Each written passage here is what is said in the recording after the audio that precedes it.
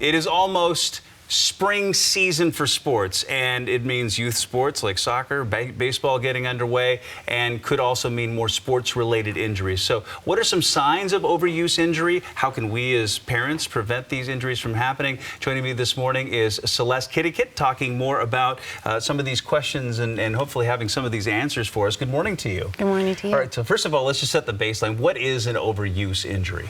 Well, in general, when I think of overuse injuries, I'm thinking of an injury that occurs because of repetitive loading to the muscles and bones without really enough recovery time to not only recover and rest from it, but to have your body adapt. And it may be surprising to some folks because we think of these types of injuries for adults, but kids get them too. Sure. And kids are different than adults for lots of reasons, but specifically to overuse injuries, they're different because they're still growing. So for kids, their weakest points are their growth plates, where their bones are growing from, and also their bones and their muscles and tendons are growing at different rates.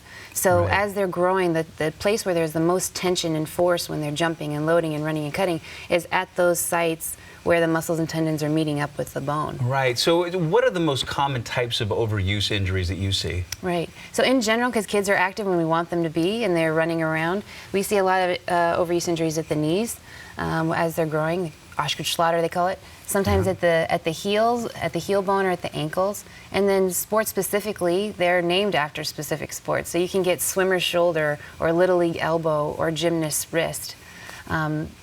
Based off of the sports that you're doing. Okay, so is it better then to diversify as a young athlete? Would you encourage kids to play a number of different sports to avoid these kinds of things? I think it's great to mix it up and try different sports for a lot of reasons, including that, but also because when kids are young, you want to expose them to as much as they can so they learn what they like and they get better at certain things. I think most professional athletes would also encourage kids to mix things up. Russell Wilson, Abby Wambach, Steph Curry, you name them, they played a lot of different sports growing up.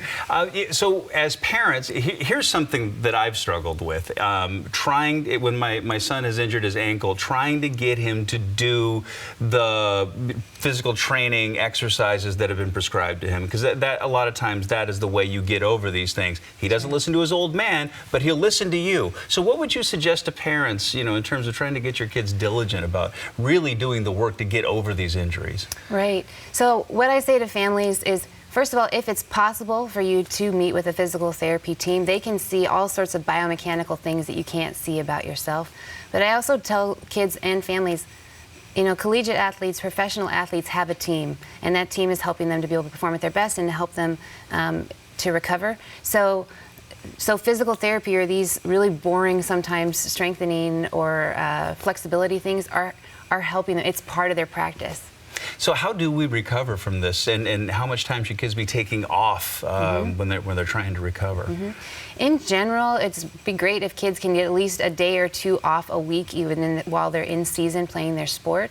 And then most of us would say, over the course of an entire year, if they can get 1 to 3 months of time away from their sport, not sitting on the couch, but really working either different muscles, keeping up a level of fitness that's not at the same intensity load level is important. All right, Dr. Celeste Kittikit from Seattle Children's, great to have you this morning. Thank you so much.